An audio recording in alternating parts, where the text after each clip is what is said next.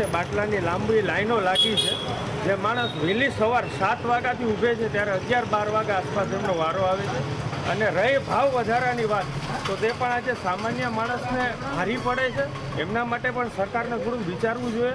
અને અફવાઓનો દોર ચાલુ છે, એમાં આજે બાટલાની અછતના લીધે લોકો ધંધાવાળા છે એ પણ દોડાદોડ કરે છે। એમને પણ એક વિશ્વાસ દેવડાવવો જોઈએ કે ભાઈ અછત નથી, બધીને પૂરતા મળી રહેશે। અને આયાતનો સ્ટોક પણ વધારવો જોઈએ, જેથી કરીને આવી અફવાના દોરમાં કોઈ પબ્લિક આવે નહીં અને બધાને પૂરતો સ્ટોક મળી રહે અને આ લાઈનનો જે લાગે છે એ પણ ન લાગે।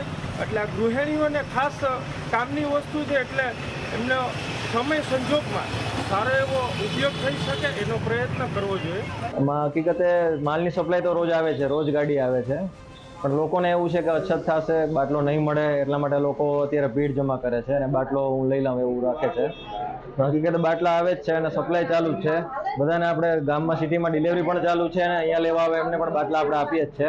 અત્યારે આપણી પાસે સ્ટોક છે અને રોજ ગાડી આવે છે, એટલે અછતનો અત્યારે કોઈ પ્રશ્ન નથી।